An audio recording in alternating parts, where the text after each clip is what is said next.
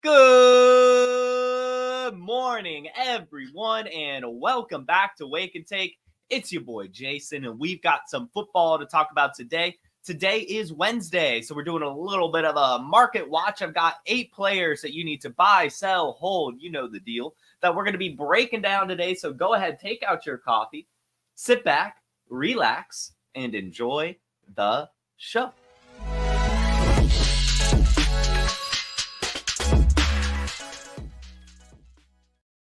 And good morning to everyone here in the chat and listening on the podcast. Again, guys, you can find the Wake and Take podcast via the link in the description.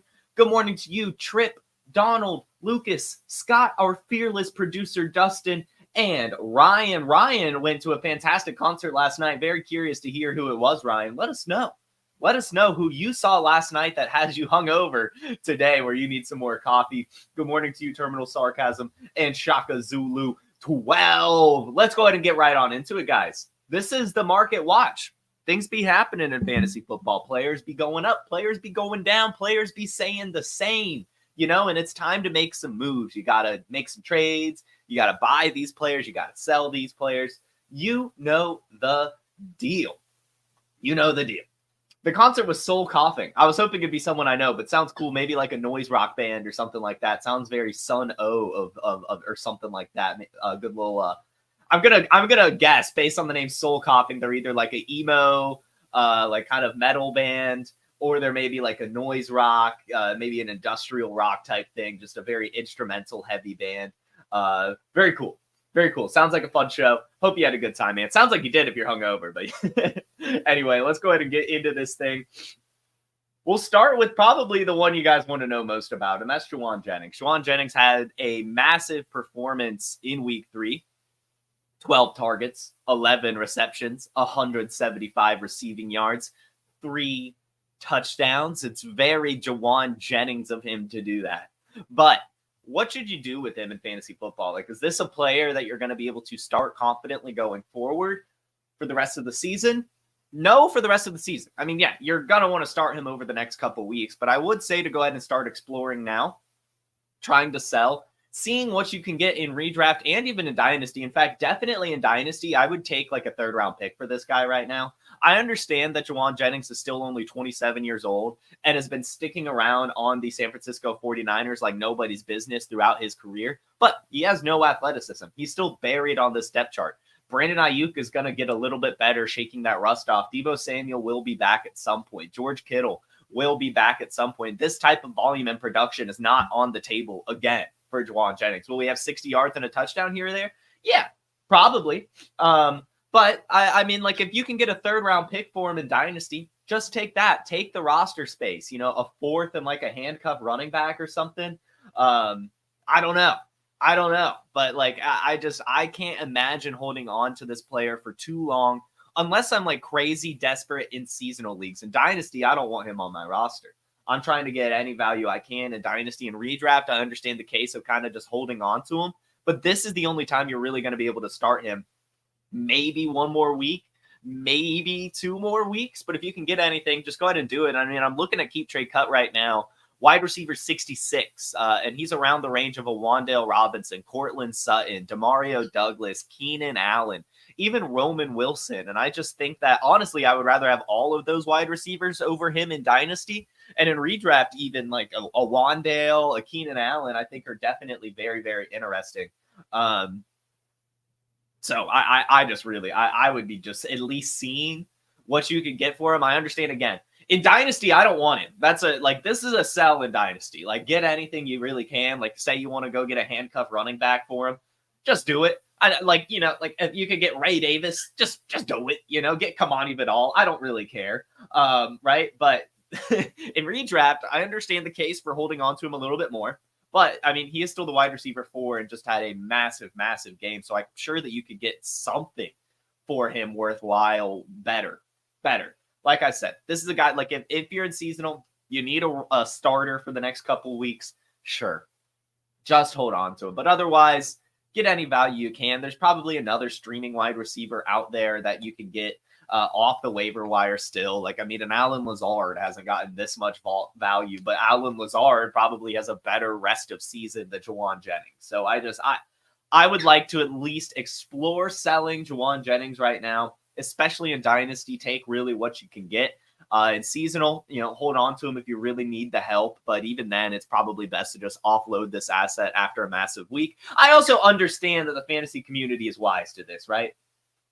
Right? Like, they're going to be like, all right, well, this was just 1 week. So, I mean, like, I understand it's going to be hard to get something. That's why I say, for the most part, get anything. But that's why he's also kind of classifies as a hold, as I do think he's going to have some utility over the next couple weeks. So that's where we're at. And go ahead, guys. Go ahead and start throwing some trade questions down in the chat. We'll get to those at the back of the show. Keep them coming. But yeah, let's go ahead and move on to the next player. And that is going to be Sam Darnold. Last week we decided to go ahead and sell Derek Carr. I just really wasn't buying into the Saints offensive hype, at least lasting forever. And that's still kind of how I feel about Sam Darnold. Although I'll admit it, I'm a little less sure in the Sam Darnold collapse as I was the Derek Carr collapse. But still, we have to be honest with ourselves. Sam Darnold is probably not the Minnesota Vikings quarterback next year. And I do believe that a lot of his production right now is coming at the cost of, Kevin O'Connell offense and what the Minnesota Vikings have been able to put together and scheme for him. Has he maybe taken some strides? Yes. Will he have another opportunity? Probably. But, I mean, how often is he going to have a 4-touchdown, no interception game?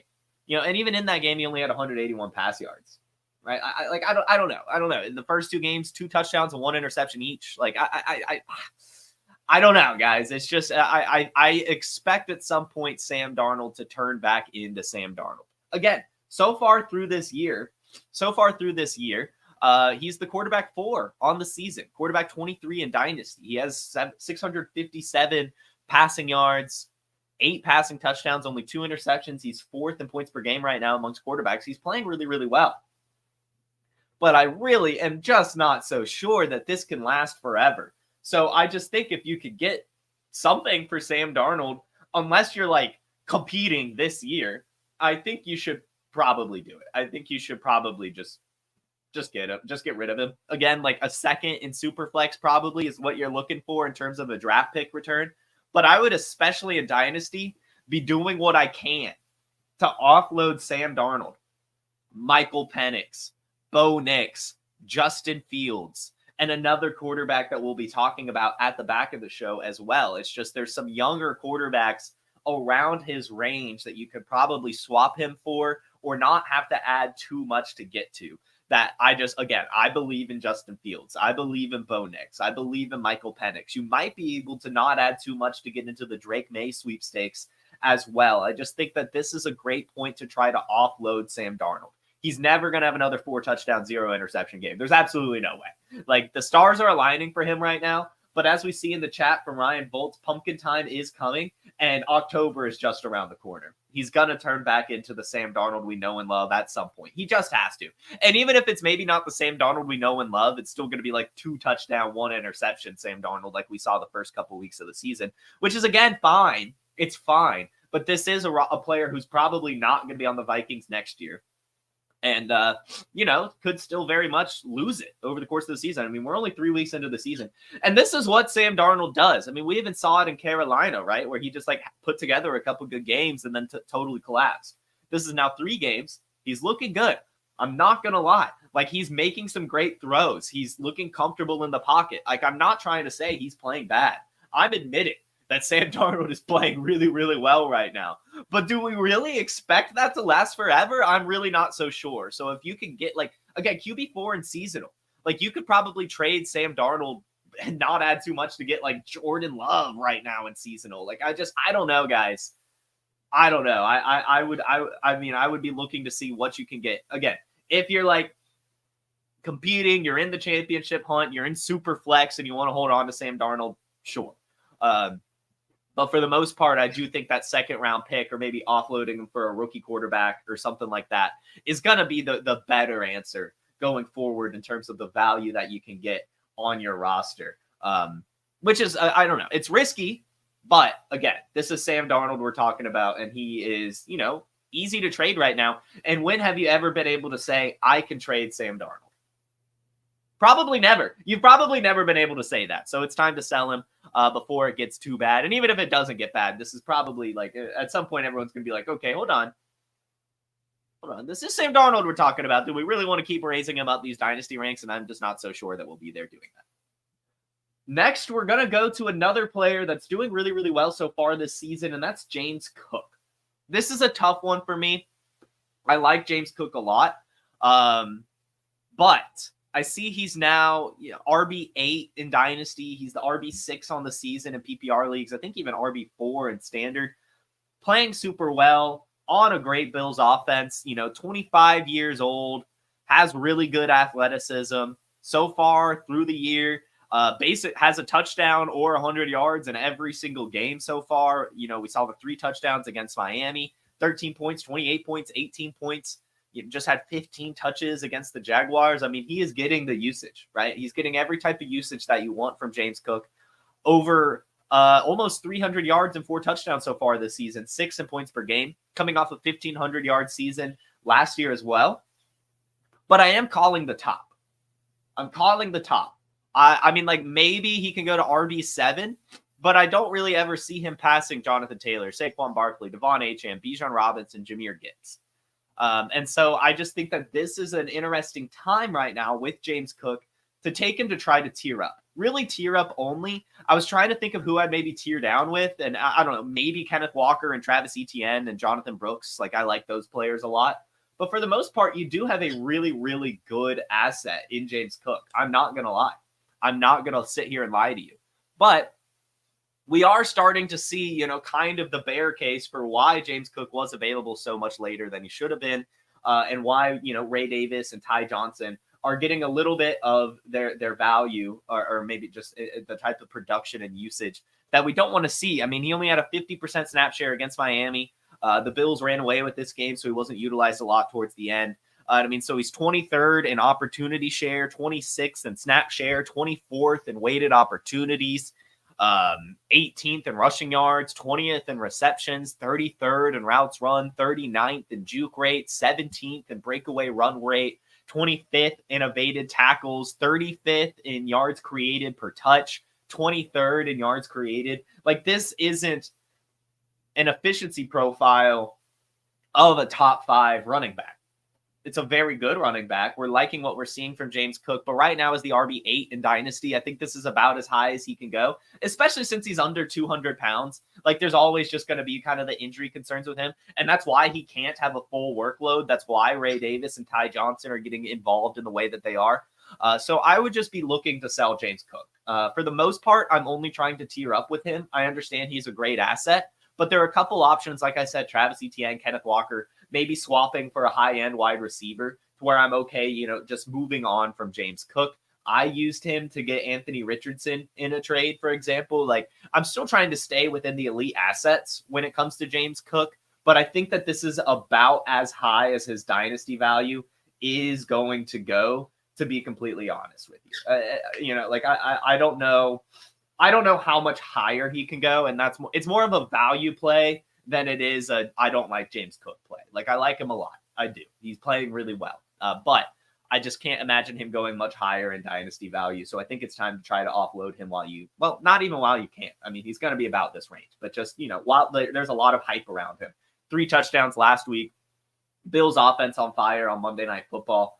This is about, this is just about as high as his value can go. Nothing against the player. It's just a value play here. So James Cook, look to tier up or maybe swap him for another positions like elite asset, or tier down a slight bit, but not too far. Like, I still want like an ETN or a Kenneth Walker if I am moving on from James Cook.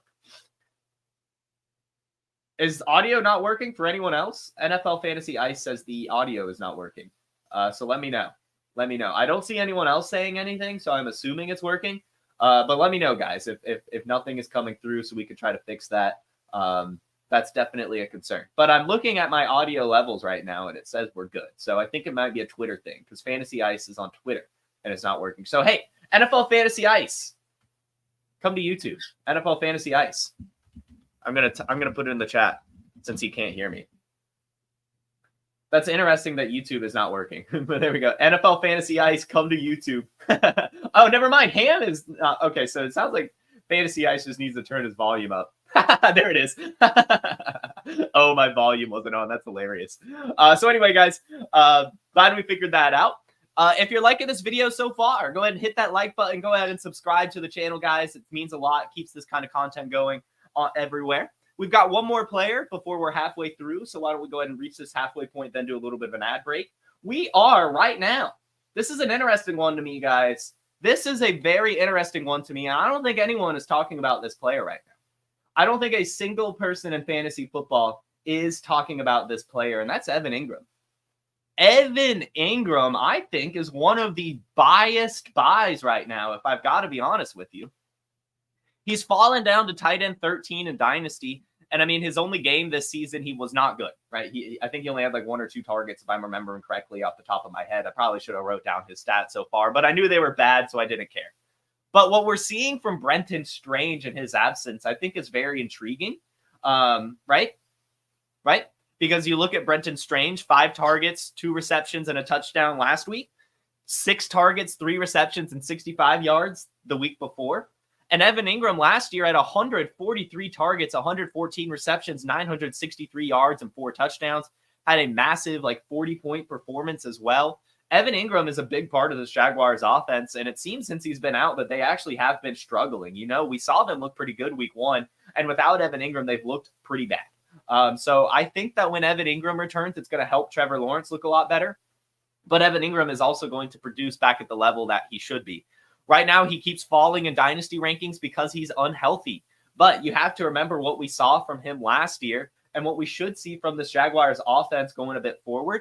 If Evan Engram can get the same amount of target, again, 5 and 6 targets the last 2 weeks for Brenton Strange. Evan Engram should very easily get that, if not more, and probably be a little bit more productive with it. And this is actually a great point, Chris. I wrote it too in the show sheet. All the Jags offense, they're all acquirable right now. We just talked about Travis Etienne. You would have to add to Travis Etienne to get to James Cook. You know, when was the last time we were able to say that? You know, Brian Thomas Jr., he fell like 10 dynasty spots after Monday Night Football. Trevor Lawrence, he's behind Jared Goff now in dynasty rankings. I mean, the whole Jaguars offense is very, very acquirable. You know, Doug Peterson, it seemed, I don't know if Doug Peterson's trash, but he has too much loyalty to his coordinators, and that is affecting the offense. But still, Evan Engram, he's been productive in this offense before. I think he would be productive when he returns. And right now, he's next to players like David Njoku and Pat Freiermuth in dynasty rankings. And he's probably pretty easy to acquire and redraft even, just because he hasn't really been producing. So this is probably the buyingest buy of the show. Evan Engram, get him on your team before it's too late. I think we could very much see a great Evan Engram second half of the season again, like we've seen the last couple of years. You know, a top 5 tight end the last 2 years in PPR league. So Evan Engram, to me, is a huge screaming buy right now. Get him on your team in both dynasty and redraft. And with that being said, we've now reached the halfway point. So let's just go ahead and hear a little bit about our player rankings before we move on. Hey, this will just take a second. I want to talk about our player rankings, the weekly projections, Billy, Theo, and our analytics geniuses getting your start, sit decisions dialed in that flex tab. And then you get the season rankings. Want to make add drop decisions? The season rankings are updated every week, all year. And you have the best dynasty rankings ever as part of the player rankings package. And don't forget the offensive line rankings. Dan Fornick, one of the best in the business. New running back starting this week. Hey, is that offensive line top 10? Yeah, okay, start them. And we rank the cornerbacks out to CB100 with the corresponding receiver they're going to be matched up with most this coming week. The player rankings are the thing you need during the season on PlayerProfiler.com. Check it out. Get those player rankings. They are incredible. The data team puts together some incredible stuff every single week. They're updated every week. All sorts of different types of scoring formats and everything in the Player Profiler rankings. Highly recommend getting those, as well as really just the whole all-in package. This Player Profiler has some awesome tools to help you stay ahead of your leagues. Now, guys, we're back to the market watch. Garrett Wilson, what are we doing? Garrett Wilson, we need to sell him. It's done. It's time, okay? I've seen enough. I've seen enough. This has been a player I've been trying to sell for a long time anyway. A player I've pretty frequently been avoiding in redraft just because he doesn't have that ceiling. He doesn't have that ceiling, guys. First 2 seasons in the league, about 1,000 yards, 3 touchdowns over the last 2 years. And this year, through 3 weeks, doesn't have a single 15-point game. 150 yards through 3 games, 26 targets, 15 receptions, and a touchdown. It's just fine. It's just fine. But the last 2 years, 32nd in points per game, 30th in points per game. Currently, right now, 29th in points per game. Wide receiver 9 in Dynasty? Wide receiver 9 in Dynasty. Garrett Wilson, who's being outproduced by Allen Lazard on his own team, is the wide receiver 9 in Dynasty? What are we doing? I mean, like, he's the wide receiver 28 on the season so far. We've never seen, an elite season from him. And I'm really just starting to feel like we're not. I am, like, so confused how a player who had 1,700 air yards last season has only 6 more air yards than he does receiving yards so far this season, and is barely being utilized. Barely being utilized. 26 targets through 3 weeks for this player should not be what's happened. Just should not be. And now Mike Williams is returning, and he's getting 4 targets. Alvin Lazard is being utilized. Breece Hall is being utilized. Sell him while you can in Dynasty. Keep holding on to him in redraft. I don't care. I mean, you've spent enough capital that you're just not going to get back for him. But in Dynasty, wide receiver 9, you can get Nico Collins, Rashee Rice, A.J. Brown, Puka Nacua, Roma Dunze, Chris Olave, if you want the same player that seems to have a little bit more ceiling. This is a Dynasty take. Chris, I see you coming back. Like I said, in redraft, just hold on to this player.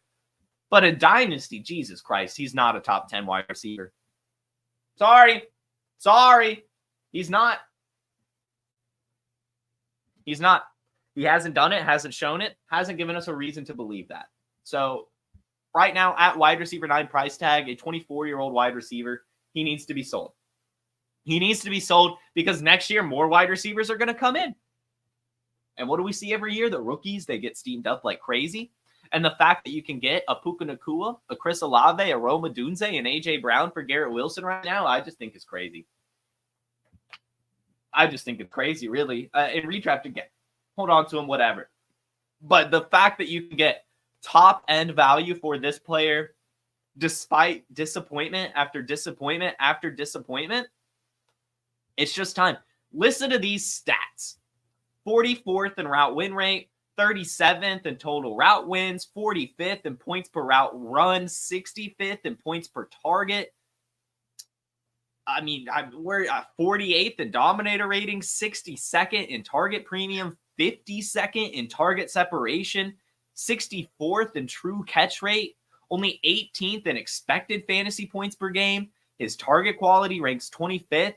His average target distance is 57th. He only has 156 air yards, which is 25th so far. 29th in routes run. I mean, this guy is not an alpha. He does not have alpha usage or alpha production. He's good at football. Not taking that away. You don't get 1,000-yard seasons by accident, okay? But the fact that he's still valued so high in Dynasty, just go ahead and sell him now in Dynasty. Wide receiver 9 price tag, I just think is too high for this player at this point. We held out hope for long enough. I'm done. Sell high on Garrett Wilson. Next, this is an interesting one that I'm actually kind of going back and forth on it. I didn't realize that he had actually risen so high in Dynasty rankings, but I think that this is going to be one of those cases where the Dynasty ranking doesn't match the value. Because I do see that DK Metcalf is up there, wide receiver 17 on Keep Trade Cut now. But he was like wide receiver 28 heading into this week, and I really thought he would still be in the 20s. And also, just DK Metcalf, I feel like there's the kind of aura around him. He's an acquirable Dynasty asset, even if that's where, even at his range, right? Like, whoever has him is looking to sell DK Metcalf. As a DK Metcalf owner, I'm always looking to sell DK Metcalf, especially after, these ceiling weeks. But I don't know, guys. I don't know, guys. I think it's time to buy DK Metcalf. And I know that this is the wrong time to buy. Like we probably should have been buying a couple weeks ago. But I'm starting to just get some confirmation bias out of what I'm seeing from this new Seahawks offense. It seems that DK Metcalf is being utilized properly and kind of finally tapping into the alpha potential that we've been wanting for this guy. Because he's only 29th in target share, but he has the 12th most receptions, the 6th most receiving yards. He's 10th in yards after catch, 9th in points per game, 9th in total route wins, 7th in total fantasy points. I mean, like, he's playing really, really, really, really well. Really, really well. And getting a ton of volume as well. 6 targets, 4 receptions for 104 yards and a touchdown this week, 14 targets in week 2. To me, it just really seems that Ryan Grubbs has kind of unlocked the passing part of this offense and has kind of made DK Metcalf the alpha. And I know it was a quiet week 1, but I mean, back-to-back 20-point performances, finally kind of hitting like peak wide receiver age at 26 years old, has the same athletic profile. I think we're finally, I really think we're on the DK Metcalf breakout year, like the true DK Metcalf breakout year that we've been waiting for. I know we've had 3,000 yard seasons. We've had multiple double-digit touchdown years from this guy, but it's been a long time coming. And it just, I'm actually seeing the utilization and the production and the opportunity and really everything finally going his way. That where I'm just going to say it, I think it's DK Metcalf season. I think I'm fine buying into him. Now, again, I do say, like, wide receiver 17 dynasty value is kind of expensive. It is kind of expensive, but I don't think he costs that. Like, I see he's next to Drake London and Brandon Ayuk. I don't think you would actually have to trade Drake London straight up for DK Metcalf or Brandon Ayuk straight up for DK Metcalf. I think that you're still getting a cherry on top. And I see he's ahead of like Brian Thomas Jr., JSN, Jalen Waddle, Zay Flowers. I still think if you offered any of those players for DK Metcalf, you're probably getting accepted, right? Like, I think that still everyone in the Dynasty community is expecting JSN to beat out DK Metcalf, right? And I don't know. I as a JSN kind of truther, I'm really like, I'm watching this Seahawks offense. I'm seeing the points come in for DK Metcalf, and I'm really thinking to myself that this is the DK Metcalf year. So I'm buying in. Perhaps the wrong buying time. This could definitely bite me in the ass. Again, he has taken a rise in his value. He's had great back-to-back weeks, but it looks like it's here. Like, it really, like it's all there. It's all there. So DK Metcalf, get him on your team, guys. I think it's time. Next, we've got Dallas Goedert. And this is going to be a case by case basis. Because for the most part, again, after 1 week, it's pretty hard to offload an asset. But since he's a tight end, I think it might be a little bit easier. He's currently the tight end 1 in PPR leagues now after his massive performance this week, 10 receptions and 170 yards. And with Devontae Smith likely out another week, it looks like A.J. Brown is going to be out another week. We're probably going to see another Dallas Goedert ceiling game. Which could honestly be huge, right? So maybe you want to hold on to him for 1 more week just in case. But I think that you should go ahead and start exploring the sell option as it pertains to Dallas Goedert. In both seasonal and dynasty. I see he's only the dynasty tight end 14, but I think this is another one of those cases where the dynasty value doesn't match what you could get for him. I think you could sell Dallas Goedert for much more than tight end 14 prices. I think if you could go ahead and get like a first for him, you might honestly want to go ahead and do that. Unless it's a tight end premium, but we're not going to see this season long. Okay. 5 targets, 4 targets the first 2 weeks of the season. In week 2, there was no A.J. Brown and he only had 4 targets, right? So I don't believe in Dallas Goedert being a true target earner on this offense when everyone's healthy. So I'd be looking to offload him now while I can. The people out there are always going to be like, oh, well, yeah, sure. Like, he didn't have the usage the first couple weeks of the season, but now he's unlocked, like now that he's done it, they're going to scheme these plays for him. And I don't know. I don't really think that's the case. So I'm going to start exploring the sell option for Dallas Goedert. Like Evan Ingram, I think is a very interesting one. Like if I can get Evan Ingram plus for Dallas Goedert, I'm doing that. If I can get Mark Andrews for Dallas Goedert, I'm doing that.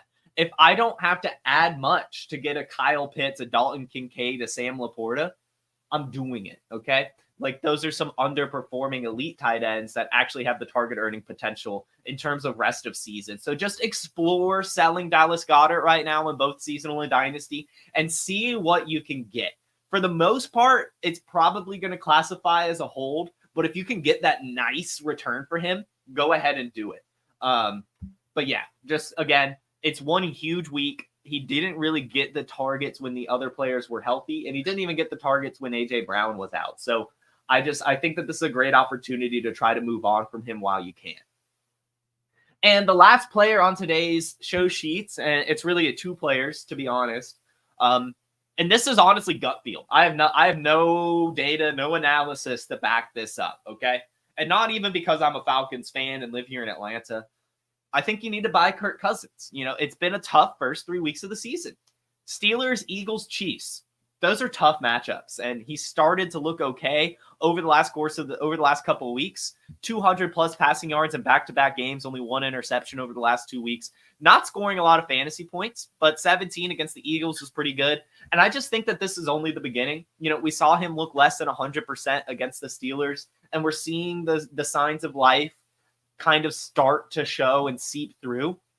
And I just think by the end of the season, probably by even mid-season, Kirk Cousins will be wheeling and dealing in the way that he normally does. So I do want to go ahead and get Kirk Cousins while I can. This is an interesting one. And like we talked about Sam Darnold earlier, like if you could trade Sam Darnold for Kirk Cousins and Darnell Mooney, for example, I'm doing it, right? Like if you can get an asset on top of Kirk Cousins for Sam Darnold and seasonal, just do it, right? Just do it. Because I do think that Kirk Cousins is going to be good rest of season. The Falcons' schedule really, really does open up. If you'll remember heading into the year, the Falcons had the easiest strength of schedule, but they had all their tough matchups at the beginning of the year. This week, they have the Saints, and then they have the Bucks, and then the Panthers, and then the Seahawks, and then the Bucks again, and then the Cowboys, and then the Saints, and then the Broncos, and then the Chargers, and then the Vikings, right? Like it gets a little bit easier throughout the course of the season. I know the Vikings is a tough matchup, but you know, that's the revenge game narrative. And this is just a quarterback with 1, 2, 3, 4, 5, 6, 7 seasons with over 4,000 passing yards. 1, 2, 3 seasons with at least 30 passing touchdowns. Last year, you know, he was the QB1 before his injury.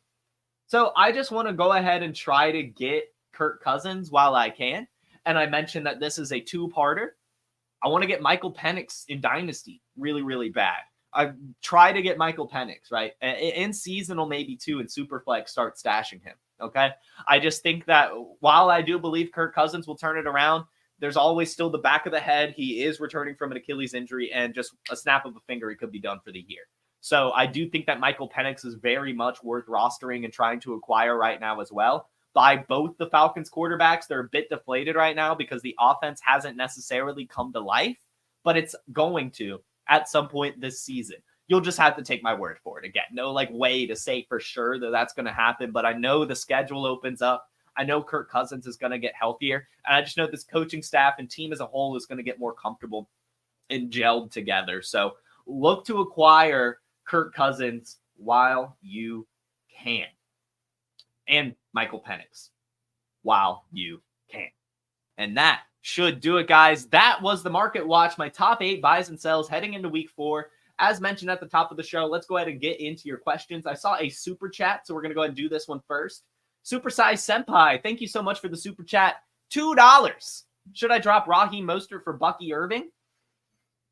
Man, I would hope to drop someone else, but it does kind of seem that Raheem Mostert isn't really worth rostering in some of these shallower formats right now. And I'm assuming if this is the case, if Bucky Irving is still out there and you're asking about dropping Raheem Mostert, it probably is a shallower league. So I would say probably, because he's going to be less than 100% when he does return. Devon Achan's still getting most of the opportunity. And I think that they're going to keep giving Jalen Wright some opportunities as well. And Bucky Irving looks to be someone that needs to be rostered. I'm going to scroll back to the top of the show. Dylan is 0-3. You made a must-win now trade. All players are struggling. You sent Anthony Richardson, Garrett Wilson, and Travis Etienne for Lamar Jackson, Brandon Ayuk, and David Montgomery. I don't hate it at all, really. I mean, Anthony Richardson, he's kind of concerning right now. He has played against a couple tough defenses, so hopefully he starts to turn it around. but Lamar Jackson's still better than Anthony Richardson. I would probably, rather have Brandon Ayuk over Garrett Wilson at this point in time. Even with Brandon Ayuk playing poorly, I do think he's going to figure it out. And with all the health scares in San Francisco, it seems he could have a really good stretch coming up. And David Montgomery versus Travis Etienne. I mean, I would rather have Etienne, but the Jaguars offense isn't looking really good. And you can kind of count on David Montgomery at least to score a touchdown, which is just awesome. So I think that was a really fun trade. Good job, Dylan. Let's see. You were offered Rachaad White for Mooney. You were offered Darnell Mooney and Jackson Smith-Njigba for Rachaad White. If you need a wide receiver, I think I would do that. Because, I mean, we're watching the Seattle Seahawks offense look pretty damn good. So, yeah, I think I like that trade. Would you trade Pickens and a first for Neighbors? Yes, I would do that. Like, if I could get Neighbors for a first and George Pickens, I'm definitely doing that. Oh, Malachi Corley. I would, adding Malachi Corley to that makes it, yes, I would still do that. Like, give me Malik Neighbors in that trade. Let's see. Moving to the next question. Maybe. Try to find one here. Again, guys, thanks for tuning in. While I'm searching for this next question, go ahead and hit that like button and the subscribe button. Thank you all so much for tuning in, spending your Wednesday doing a little bit of a market watch with me. Let's see. Man, I'm actually... Oh, you were offered Scary Terry and a 25 first for Josh Jacobs. I think you could go ahead and do that. I think getting that first round pick for Josh Jacobs is pretty sweet right now. Would you give DK Metcalf and Alec Pierce for CeeDee Lamb? I would take CeeDee Lamb. I would take CeeDee Lamb in that. Yeah, as producer D says, if you can get any of those elite wide receivers for something semi-reasonable, you've just got to do it. Nick Take Jake says, I'm selling Kincaid. Convince me otherwise. It depends what the return is. I mean, for the most part, I think he's a hold. But that's why we were avoiding Dalton Kincaid in the show and said he was a sell. I'm just not sure you can really get the return for him, even with the touchdown. I don't know. It doesn't look like he's getting the utilization people wanted. And it just seems that I would rather at this point just have a Bills weapon, just in case, especially at tight end. Like, I still think he'll be top 12. Planning on dropping Dalton Schultz. Should I replace him with Conklin or Ertz? I just put him really in the same tier. I just wouldn't drop. I mean, I guess if you have Kelsey, you just keep rolling with Kelsey, really. You were offered Rome Odunze, Drake London for Rachaad White, Shakir, and Terry McLaurin. Redraft league. I guess give me Rome and London. Those are some top-tier players, the best two players in the trade. So, yeah, go ahead. Garrett Wilson and DeAndre Swift for Zay Flowers. Give me the Wilson and Swift side. Would you drop Corum? No, I would not drop Corum yet. And I see one more here. A rebuilder as Jackson Smith-Njigba on the block. You offered a late second, but that wasn't enough. Yeah, I would try to add maybe Quentin Johnston into that deal that you kind of threw in there. If you could give second and Quentin Johnston for JSN, that seems like one that would be accepted, as well as where you'd get a good return back. Quentin Johnston, I think, is kind of just getting fraudulent with these touchdowns. There's not enough pass volume in Los Angeles, and I still don't think Quentin Johnston is going to turn into someone that you can comfortably start on a week-to-week basis. Jackson Smith-Njigba is that. And with it being a late second, that's a really solid value to go ahead and get JSN on your squad. So, yeah, I would be doing that. And that should do it. Guys, thank you so much for tuning in. This was another fun episode of Wake and Take. I hope you guys liked the market analysis. Make sure you hit that like button. Make sure you subscribe. And again, tune in tomorrow at 10 a.m. Eastern as we'll break down some of the biggest news stories of the week, as well as giving a little bit of a preview for week 4. Everyone, you all have a wonderful Wednesday and a magnificent rest of your week. I'll see you tomorrow. Peace. From the Podfather to you, I deeply appreciate you tuning in. And many ask, what can I do? What can I do to help support the hosts, the research they do, the production costs? Go to PlayerProfiler.com, Dynasty Deluxe, World Famous Draft Kit, Rankings, DFS Dominator, and of course, Data Analysis. Subscribe to any one of those, and you support all of us and take Player Profiler to the moon.